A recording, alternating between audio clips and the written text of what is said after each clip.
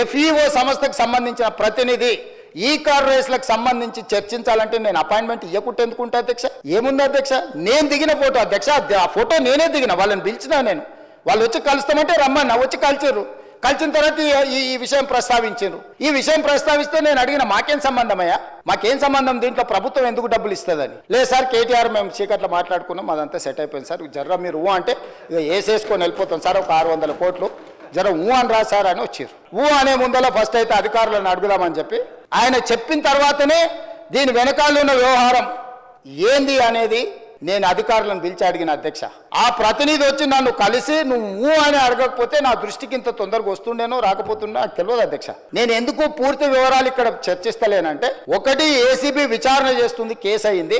2 హైకోర్టులో కేటీఆర్ గారు వెళ్ళారు. నేను ముఖ్యమంత్రికి సభలో దీంట్లో ఎక్కువ తక్కువ వివరాలు మాట్లాడితే విచారణ అధికారులు దీనికి ప్రభావితానికి లోనయ్యి నా మీద కక్షాపూరితంగా వ్యవహరిస్తుందని తారక రామారావు గారు ఈ అంశాన్ని కోర్టుల అడ్వాంటేజ్ వాడుకుంటాడు అని చెప్పి నేను ఎక్కువ వివరాలు మాట్లాడతలేను అధ్యక్ష. 4 సమావేశాలలో ఏ రోజైనా ఫార్ములా ఈ రేస్ గురించి బీఆర్ఎస్ ఎప్పుడైనా మాట్లాడిందా అధ్యక్ష?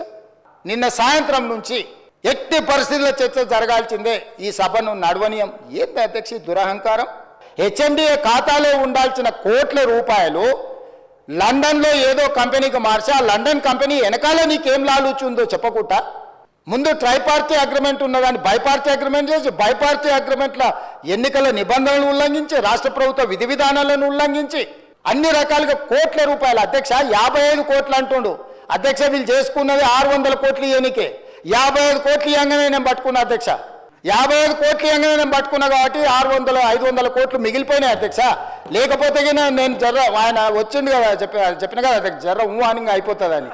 నేను జర్ర అంటే 600 పోతుండే అధ్యక్ష. 55 కోట్లు చిన్న అమౌంట్ అధ్యక్ష ప్రజలది.